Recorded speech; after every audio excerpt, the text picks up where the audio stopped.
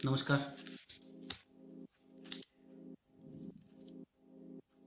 स्वागत है आप सभी का योगेंद्र गार्डन्स एकेडमी में।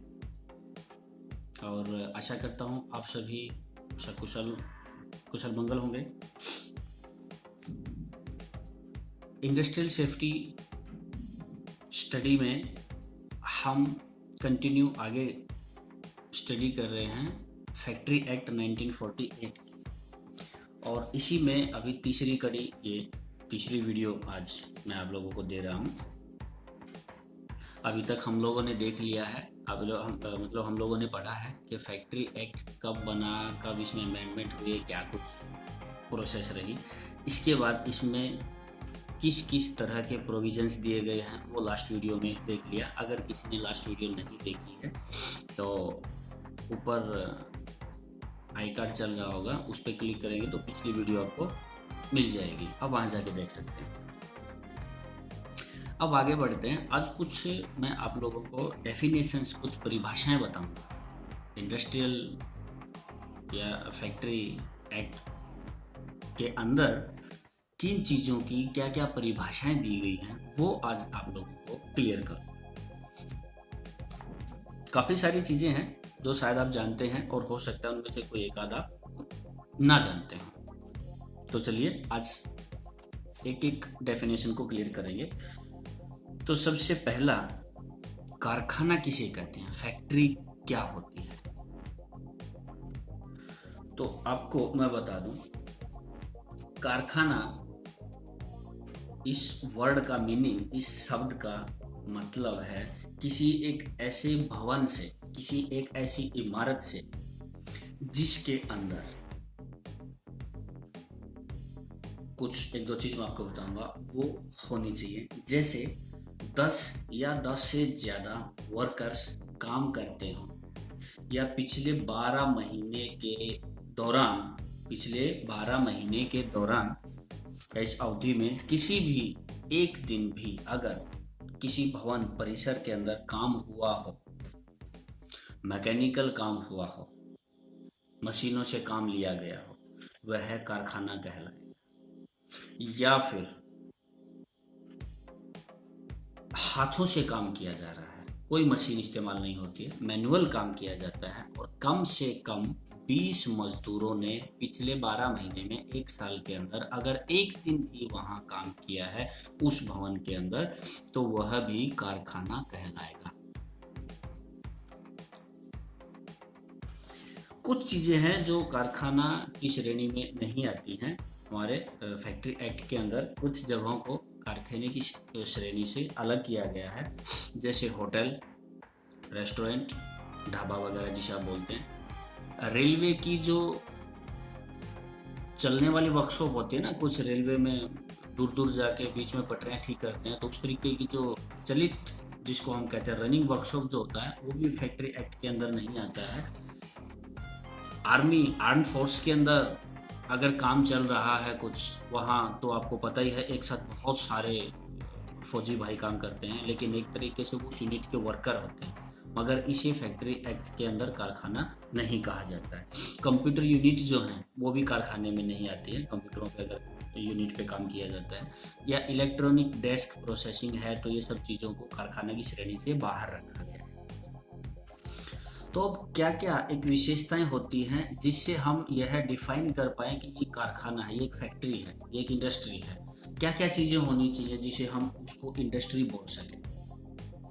तो कुछ मैं चीज़ें आपको बताना चाहूँगा। सबसे पहला, खुले मैदान को कभी इंडस्ट्री, कभी कारखाना, फैक्ट्री नहीं कहा जाता है। उसके लिए बिल्डिंग का होना जरूरी है, उसके लिए जिस तरीके का काम होना है उसी के अनुसार बनी हुई बिल्डिंग होना जरूरी है, तभी उसे कारखाने के लिए रजिस्ट्रेशन दिया जाएगा, उसे लाइसेंस दिया जाएगा, उसे कारखाना माना जाएगा। कंस्ट्रक्शन प्रोसेस बहुत ज़रूरी है, या प्रोडक्शन प्रोसेस बहुत ज़रूरी है, वहाँ कुछ बनता होना चाहिए। कुछ बन ही नहीं रहा है तो उसे हम इंडस्ट्री या फैक्ट्री नहीं कहेंगे। कुछ बनता है, कुछ प्रोड्यूस होता है, जूता, चप्पल, लोहा, लकड़ी, बिजली के सामान, गाड़ियाँ, जहाज, कुछ तो भी बन रहा होगा, तो उसे हम फैक्ट्री कह सकते हैं। प्रोडक्शन या मैन्युफैक्चरिंग पूरे साल चले या साल में से बस एक दिन चले, वो भी कारखाना फैक्ट्री कहलाएगा। और ये मैंने आपको बता ही दिया था, वर्कर्स की जो संख्या है वो चलित कारखाने जो हैं, जो शक्ति चलित मतलब जो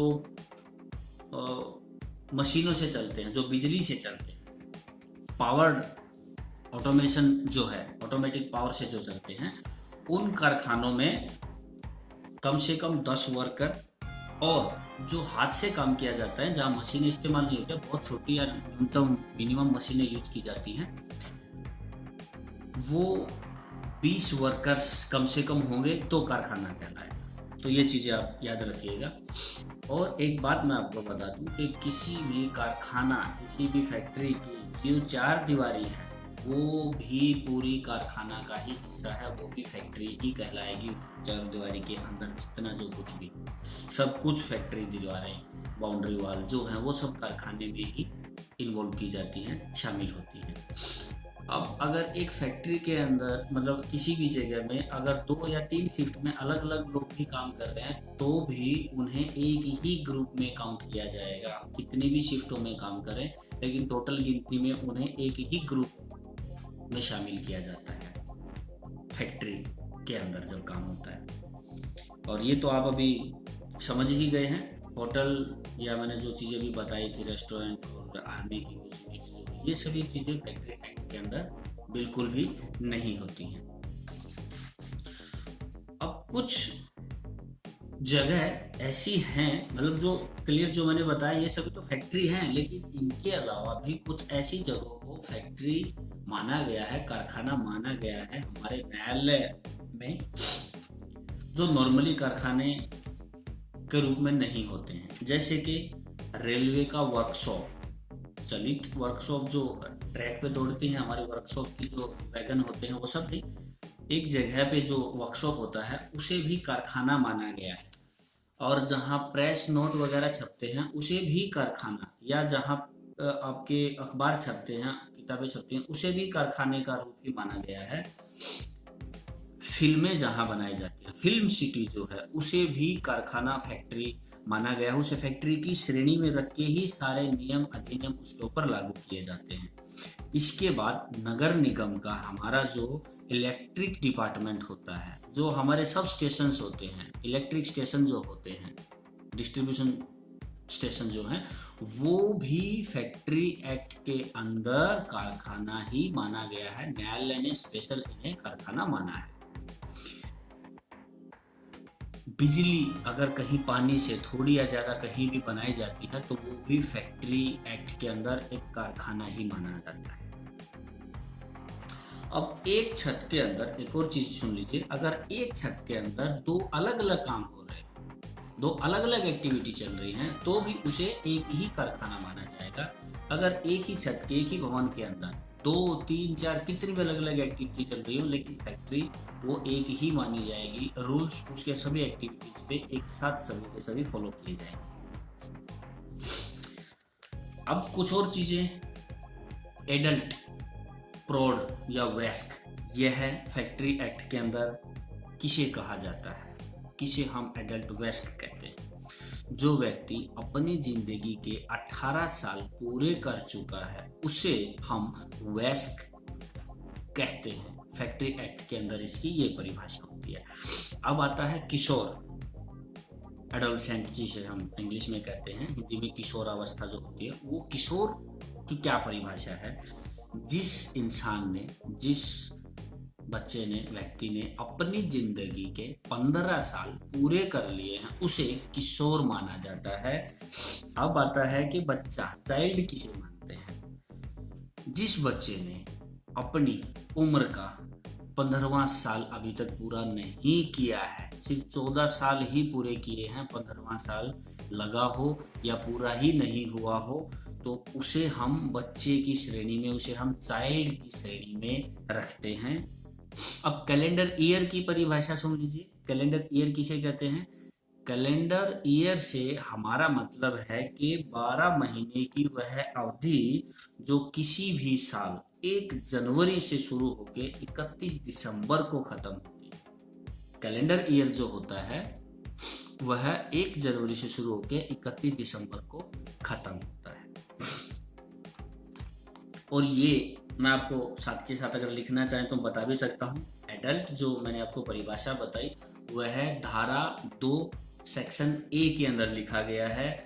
और किशोर अवस्था के अंदर किसी बच्चे को रखा गया है, किशोर हम किसे कहते हैं, यह है धारा 2 के सेक्शन बी में लिखा गया है।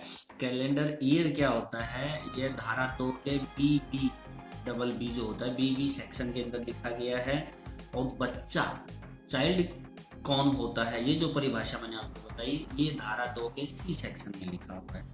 अब कॉम्पिटेंट पर्सन क्या होता है? कॉम्पिटेंट पर्सन सेफ्टी में बहुत लोगों ने सुना है कि हमारी क्रेन को आगे चेक करके जाते हैं, सेफ्टी बेल्ट्स को चेक करके जाते हैं, या कोई स्कैफोल्डिंग को चेक करते हैं, ट्रेनिंग देते हैं। वो कॉम्पिटेंट पर्सन क्या होते हैं? एक्चुअली कॉम्पिटेंट पर्सन हिंदी में सक्षम व्यक्ति कहते हैं, जो किसी भी कार्य को करने में सक्षम होता है। तो ये कौन होता है? ये एक ऐसा व्यक्ति होता है या एक ऐसी संस्था होती है जिसे मुख्य निरीक्षक मैन्युफैक्चरिंग इंस्पेक्टर जो है उसने कारखाना अधिनियमों के नियमों के तहत, हमारे कारखाना अधिनियम जो है उसके जो रूल्स हैं उसके अकॉर्डिंग उसको किसी भी कारखाने में जाके किसी प्रकार की जांच करने के लिए, इंस्पेक्शन करने के लिए मान्यता दी हो, उसको ऑथराइजेशन दिया हो, उसको अप्रूव किया हो। यह है धारा 2 के सेक्शन सी ए में लिखा हुआ है। इसके बाद आपको हम बताएं हैजार्डियस प्रोसेस जो अभी जिक्र हुआ था, शायद पिछले चैप्टर में ये जिक्र हुआ था, पिछली वीडियो में। हैजार्डियस प्रोसेस क्या होती है, जो 1987 के अमेंडमेंट में अलग से प्रावधान डाला गया था इसके बारे में कि खतरनाक प्रक्रिया क्या होती हैं। तो अनुसूची में कुछ इंडस्ट्री, कुछ उद्योग ऐसे अलग तरीके के होते हैं जिनसे संबंधित ये प्रक्रिया, क्योंकि हर एक इंडस्ट्री के अंदर, हर एक फैक्ट्री के अंदर जरूरी नहीं है कि हैजार्डियस प्रोसेस होती हो, सभी में उतनी हैजार्डियस प्रोसेस नहीं होती है, कुछ एक के अंदर होती है। उनको अलग कैटेगरी में रखा गया जिन पर ध्यान न देने पर किसी भी वर्कर के स्वास्थ्य पर या उसके शरीर पर बहुत बुरा प्रभाव पड़ सकता है। पर्यावरण दूषित हो सकता है, पॉल्यूशन वगैरह के जो प्रावधान हैं उन सभी के बारे में लिखा गया है धारा 2 के सी बी सेक्शन के अंदर। इसके बाद यंग किसे माना गया है, हमारे फैक्ट्री एक्ट के अंदर यंग जो होता है उसके बारे में क्या लिखा गया है। उन्होंने लिखा है कि यंग पर्सन, नवयुवक जो है, एक ऐसा व्यक्ति जो ना तो बच्चा है और ना ही किशोर है, ना बच्चा है ना किशोर है, मतलब 15 साल से कम का भी नहीं है और 15 साल का भी नहीं है, तो उससे ज़्यादा उम्र के जो होते हैं उसे नवयुवक कहा जाता है। दिन का मतलब सुन लीजिए, दिन का मतलब what is the meaning of day in factory act? 24 घंटे की वह अवधि, वह ड्यूरेशन, 24 आवर्स का ड्यूरेशन जो आधी रात को 12:01 से शुरू होता है और आधी रात के पूरे 12 बजने पे ही खत्म होता है, उसे दिन कहा जाता है, पूरे दिन का सर्कल कहा जाता है। यह धारा 2 के सेक्शन ई के अंदर लिखा हुआ है। वीक, अब वीक क्या है? वीक आप सभी समझते हैं, फिर भी परिभाषा यहाँ फैक्ट्री एक्ट के अकॉर्डिंग देना बहुत जरूरी है। सप्ताह से, वीक से मतलब है 7 दिन की वह अवधि जो शनिवार की आधी रात से शुरू होती है, या सोमवार की, या किसी भी दिन की, मान लीजिए सोमवार से अगर संडे को भी काम होता है तो ठीक, वरना फैक्ट्री एक्ट के अंदर हर एक वर्कर को एक दिन की छुट्टी देने का प्रावधान है। तो सप्ताह का मतलब है कि आधी रात के 12 बजे जब दिन शुरू होता है उससे लेके अगले 7वें दिन के आधी रात के पूरे 12 बजने तक जो 7 दिन का समय होता है उसको ही हफ्ता मानते हैं, फैक्ट्री एक्ट में भी और नॉर्मल लाइफ में भी। और इसको धारा 2 के सेक्शन एफ में लिखा हुआ है। अब कहते हैं कि पावर, शक्ति, ऊर्जा, ये क्या होती है? शक्ति का मतलब है विद्युत शक्ति या कोई भी ऐसी अलग, मतलब इलेक्ट्रिक पावर या कोई भी ऐसी मैकेनिकल या किसी तरीके की हाइड्रोलिक पावर जो यंत्रों को चलाने के लिए, जो मशीनों को चलाने के लिए इस्तेमाल की जाती है, लेकिन वह किसी भी इंसान द्वारा या किसी पशु द्वारा पैदा ना होती, उसे हम पावर कहते हैं, शक्ति कहते हैं। इसे धारा 2 के सेक्शन जी फॉर गांधीनगर, जी में लिखा हुआ है। इसके बाद मुख्य चालक कौन होता है? मुख्य चालक कोई भी ऐसा इंजन या कोई भी ऐसी मोटर या कोई भी ऐसा एक इक्विपमेंट जो पावर जनरेट करता है, जो शक्ति उत्पन्न करता है और शक्ति की पूर्ति करता है, वही मैन चालक, मैन कंडक्टर कहलाता है। यह व्याख्या धारा 2 के सेक्शन एच के अंदर लिखा हुआ है। अब मशीनरी क्या होती है? What is the machinery? What is the meaning of machinery? Machinery का मतलब इसमें दिया गया है कि इसमें कोई भी यंत्र, कोई भी किसी प्रकार के इक्विपमेंट्स, मुख्य चालक मतलब कि जो मैन बड़ा इंजन हो या उस इंजन से चलने वाली बाकी और दूसरी चीजें हों, उन सभी अन्य इक्विपमेंट्स को भी मशीनरी में ही काउंट किया जाता है, मशीनरी में ही शामिल किया जाता है। जैसे किसी भी हथियार का इक्विपमेंट्स का व्हील, उसकी धुरी, उसकी गिरारी, उसके चक्र, उसके ड्रम, क्लच, बेल्ट, ये हर छोटी मोटी बड़ी चीज सभी की सभी मशीनरी में काउंट होती हैं। और यह धारा 2 के सेक्शन आई में स्पेशल लिखा हुआ है। इसके बाद मैन्युफैक्चरिंग प्रोसेस किसे कहते हैं? What is the manufacturing process? The meaning of manufacturing process. कारखाना अधिनियम 1948, फैक्ट्री एक्ट 1948 की धारा 2 के सेक्शन के में इसके बारे में लिखा गया है कि किसी भी वस्तु पदार्थ को उपयोग में लाने, खरीदने या बेचने या परिवहन करने या किसी को पहुंचाने या उसको मरम्मत करने या उसका मेंटेनेंस करने, उसको सजाना, संवारना, पैकेजिंग करना या पैकिंग करना या उसकी साफ सफाई करना, धोना, तैयार करना, ये सभी मैन्युफैक्चरिंग प्रोसेस के पार्ट हैं। इसके अलावा तेल, पानी, गंदे पदार्थ या अन्य किसी प्रकार के लिक्विड को निकालना, पंपिंग करना, ये भी मैन्युफैक्चरिंग प्रोसेस का पार्ट है।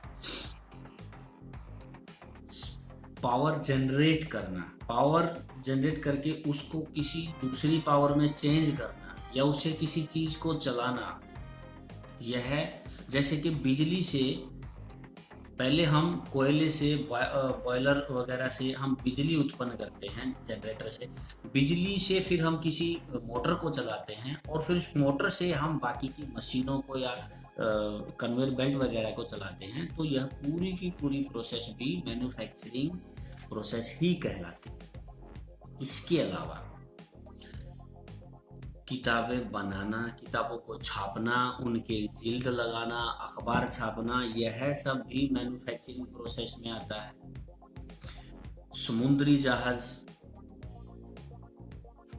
या छोटी नाव बनाना, उनको मेंटेनेंस करना, उनकी मरम्मत करना, दोबारा कुछ फिटिंग करना, फिनिशिंग करना, पेंटिंग करना, कुछ नई चीज़ें निकालना, पुरानी तोड़ के बाहर निकालना, ये सभी भी मैन्युफैक्चरिंग प्रोसेस में आता है। इसके अलावा जो हमारे कोल्ड स्टोर होते हैं, किसी भी चीज़ को लंबे समय तक सुरक्षित रखने के लिए, खाने योग्य या उसको इस्तेमाल करने योग्य रखने के लिए जो जगह इस्तेमाल की जाती है, जो ठंडा करने का प्रोसेस चलाया जाता है, वह भी मैन्युफैक्चरिंग प्रोसेस का ही एक पार्ट है।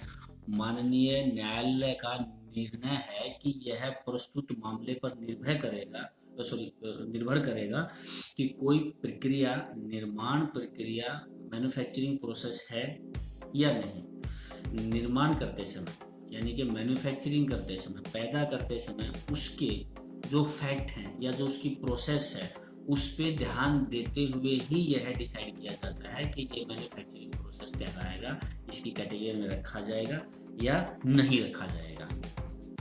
मेरे ख्याल से आज की क्लास काफ़ी रहेगी। आपको यह आज की फैक्ट्री एक्ट 1948 के अंतर्गत दी जाने वाली जानकारी कैसी लगी, आपके कितने काम आने वाली है या बिल्कुल वेस्ट ऑफ टाइम है, ये सारी चीज़ें मुझे कमेंट करके आप बताएंगे। किसी तरीके का डाउट हो या कोई सवाल आप करना चाहते हैं, नीचे कमेंट लिख दीजिए कमेंट बॉक्स में। मैं जल्दी से जल्दी आपके सवालों के जवाब देने की कोशिश करूँगा और बने रहिए। ये सीरीज बहुत लंबी चलने वाली है क्योंकि फैक्ट्री एक्ट बहुत बड़ी किताब होती है। पूरी किताब भले ही मैं आपको ना पढ़ा पाऊँ, लेकिन मेन पॉइंट्स उसके पूरे क्लियर करेंगे, भले ही 10 क्लास हो, 15 हो या 20 हो। तो जुड़े रहिए, देखते रहिए सभी सीरीज की क्लासेस। बहुत जल्दी अगली क्लास के साथ आपके सामने आएंगे। तब तक के लिए सुरक्षित रहिए, सेफ रहिए। जय